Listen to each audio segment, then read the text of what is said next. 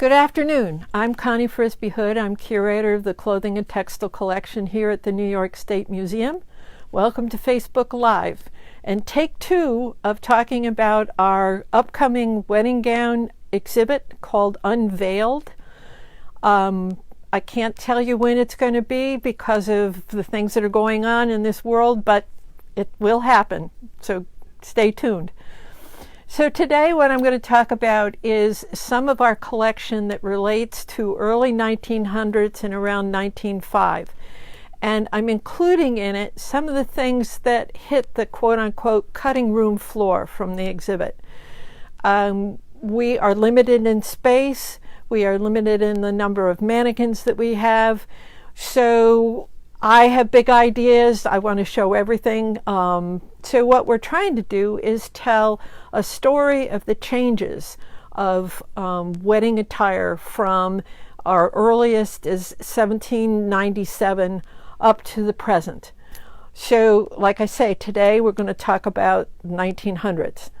And the first dress I'm going to talk about, you're just going to be seeing these hanging on hangers, so they won't look as exciting as they would if they were on a mannequin. This was a dress that was worn by Maddie Leslie Wheaton, who married William Shannon June 18th, 1902. This is a belt that goes around it with lace. And what's cool about this dress is that it was supposedly made by a dressmaker in Amsterdam where she got married. We have the wedding announcement in the paper, which is kind of cool to be able to find that kind of information. And this could have been fabric that was created by the dressmaker using these bands of lace and then these tucked pieces put together. And one of the other things that is interesting, we wound up going through fashion magazines, Ladies' Home Journal, Harper's Bazaar, the earlier time periods, Godey's Ladies Book, and Peterson's Magazine. And this is a dress in from Harper's Bazaar from the same time period that you can see. It could have been an influence. It could be something that was popular at that time. So here is a woman who is of modest means, and she was a member of the Daughters of the American Revolution, and her husband had a variety of occupations, and usually in the previous time periods, the women were secondary to their husbands. They took care of the house and the home and the kids. But at this point, women are beginning to come outside of the home, and this woman worked as a stenographer before she got married. What she did afterwards, it isn't totally clear, but she was actively involved in community activities. So from the same time period, the next group is all from 1905. And this was a time when there was a great number of department stores. Wanamaker's was one that developed in Philadelphia in 1861, and it grew from there, and then it also opened a branch in New York City in 1896. And this is the Philadelphia building. They're huge, multiple stories. And then this is the New York City one. These are from old postcards. And we had an advertisement that was in the New York Daily Tribune, and this is a full-page ad explaining what's on each floor in this department store. Wanamaker was an interesting man, a very interesting man. He was very much a religious person who wanted to become a minister, but he got involved with running a department store, and he really did a tremendous job with running the department store. And here are some photographs of him. This is about the time that we're talking about. These two are about the time that we're talking about. He is as an older man. But the age of the department store was very important because people then were beginning to be able to buy a wedding dress or dresses or clothing from a store rather than having to go to a dressmaker or make it themselves or anything else like that. And one of the things that was interesting about the department stores, Wanamaker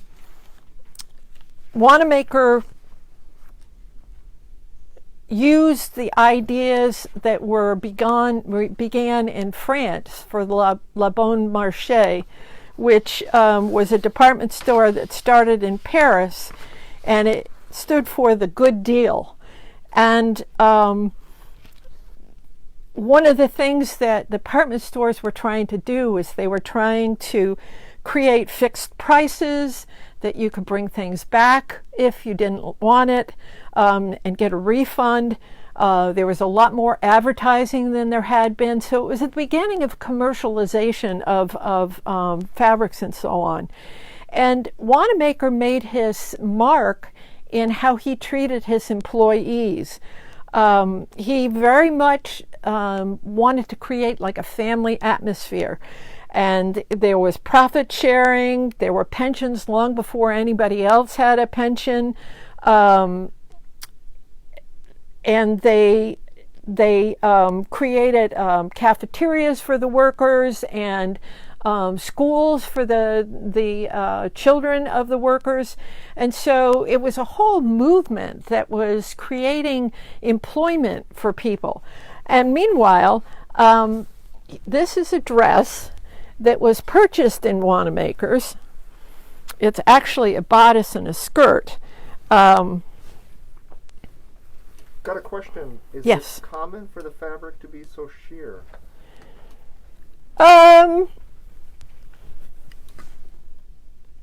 Some of these, common, there were a lot of them that were, there were a lot of them that weren't.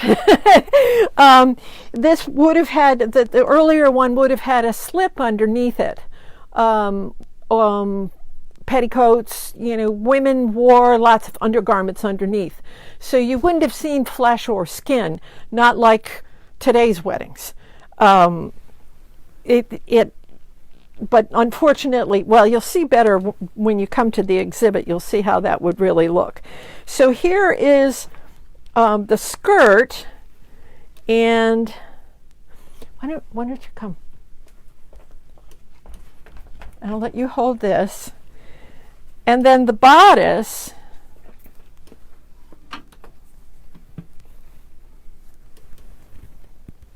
would have been worn over the top of it. And it has a very, very full area here. And this was called the powder pigeon bosom. And it looks like a pigeon. And women sort of created this S-curve design. It had a high neck, and sometimes they even had ruffles added to their undergarments to fill in this area. And it was created a mature figure. Here's the Wanamaker's label. Now, we don't have information about who wore this. So this one hit the cutting room floor, but I'm hoping that we will have a photograph of it mounted so that we can talk about the idea of the department store and show the label and so on.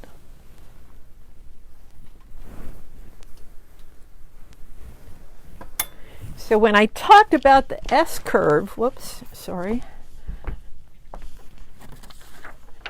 this is a photograph of a woman's suit from this time period. And you can see how narrow the waist is. And it really creates some of the other illustrations I'll show you, you can probably see it a bit more. But the corseting that a woman wore, the boning in the dress, all helped to create this shape. And often the skirts were longer in the back and trailed behind, so you created this very beautiful feminine shape and movement.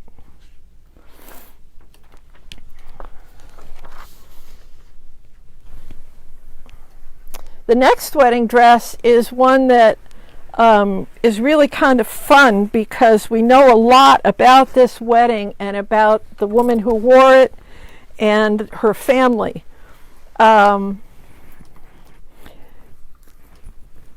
It's all one piece, but again, it still has the fullness in the front.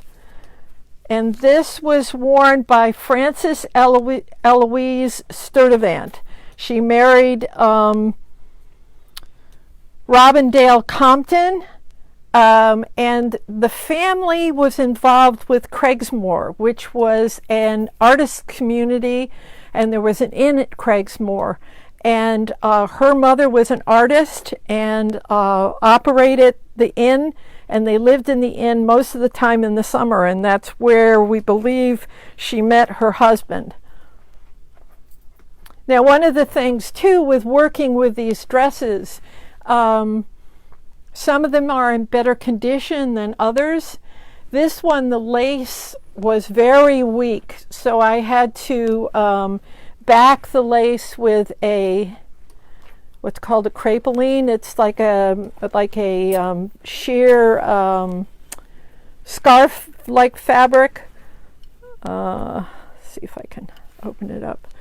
So I lined it on the back, and you might be able to see here where it's shredded inside. I don't know if you can see that.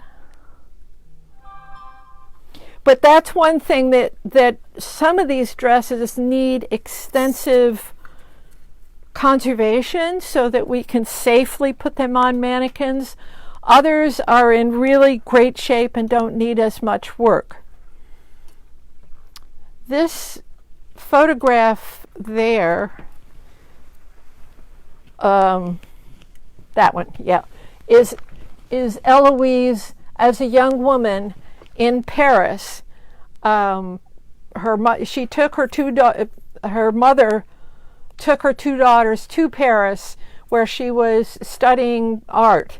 And I believe that this is a model for this painting that Auguste Sturtevant did.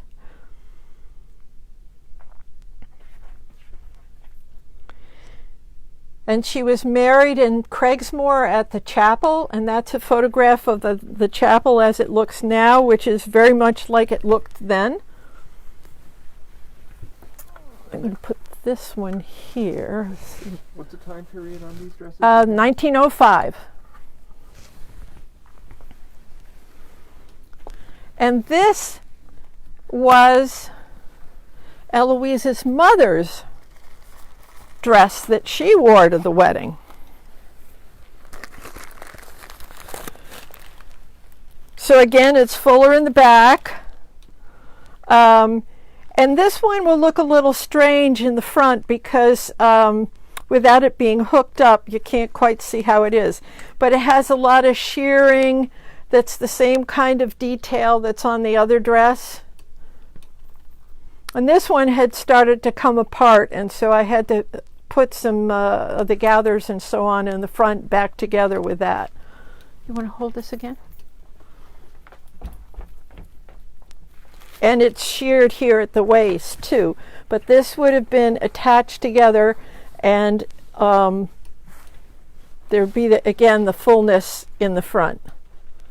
Now, I believe she probably wore some kind of lace, something in the neckline here, and I'm not exactly sure what that would have been. There's been some modifications that have happened here, And that's always the guess and the thing that we have to kind of look at other images and pictures and see what we can come up with. Are these the original colors or are they faded?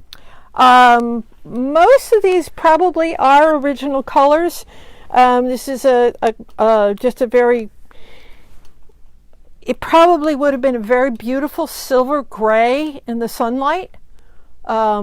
It looks a little drab here, but I think once you get it on a mannequin and once you get it in under lighting, it will look really kind of, you can sort of see in the light it shimmers a little. So it may look rather plain and a little on the ugly side here, but once it's dressed, it'll be a total different story.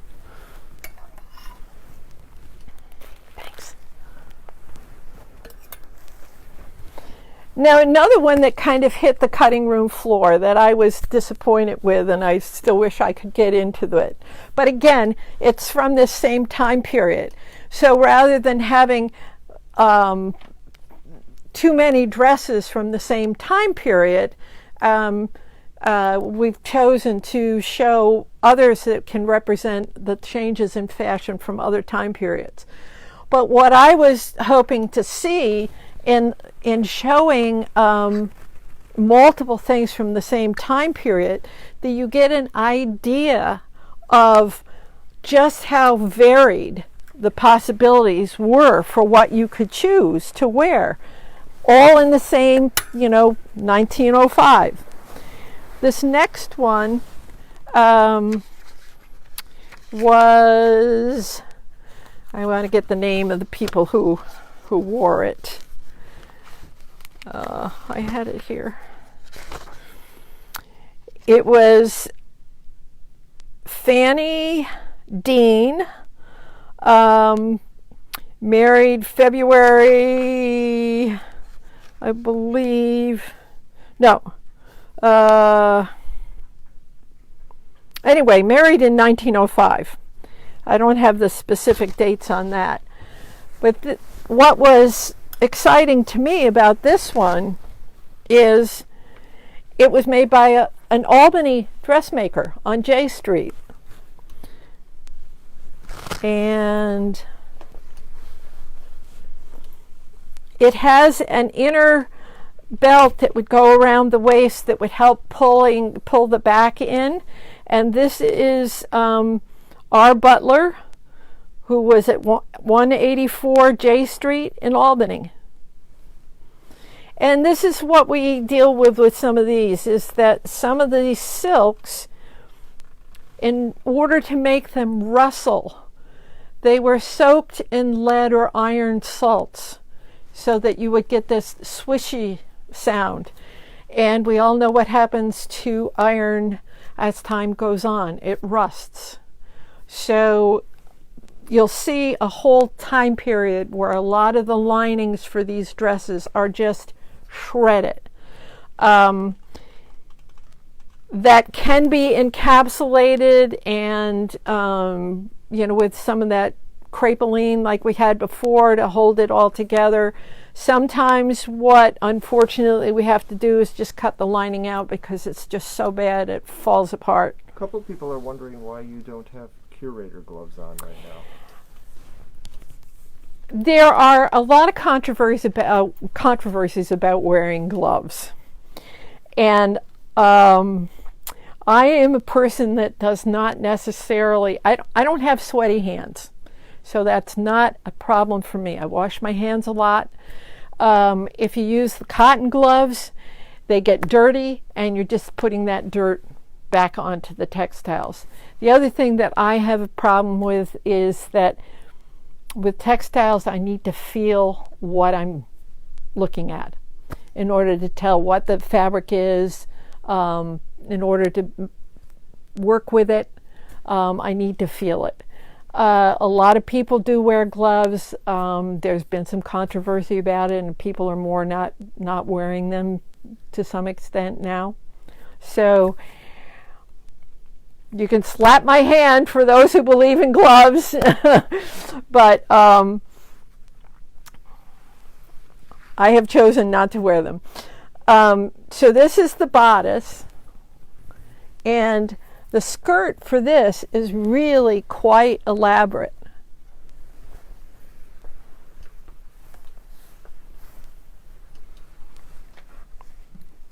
Let's see. No, wait a minute.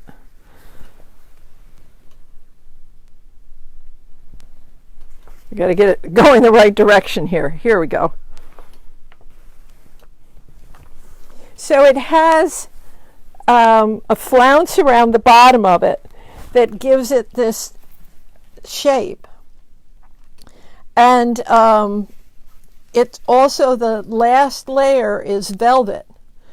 You can see how it shines in the light and moves in the light. It's really, really. Then it has the same kind of lace that was on the neck in patches around it, and then these tucks.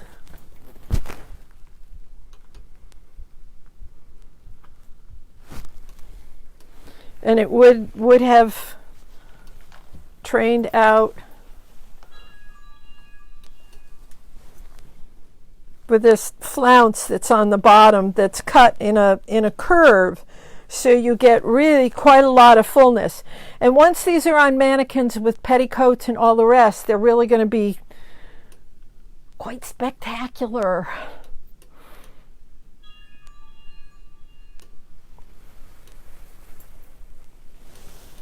So those were basically all of the, and like I say, this one is not going to be in the show. And there probably are a couple of other dresses from this same time period. You may ask, why are we doing a show of wedding gowns? Outside of the fact that they're pretty and it makes us, draws people in. They're one of the garments that usually comes with a known provenance. A lot of the things we have in the collection, we may know who the donor was, but we don't know when it was worn, who wore it. Whereas with wedding gowns, a lot of that information is there. And when we can go to Ancestry.com and newspapers and get a lot of the information about the people and who they were, so that we can then have a better idea of what their socioeconomic standing was and why they might have chosen the particular gown that they did choose. So that's why we started with the wedding gowns, and we happen to have a number in the collection, and so we wanted to feature that. So are there any more questions that people have? So stay tuned for take 3 that'll happen eventually here. Thank you. Stay safe, everybody.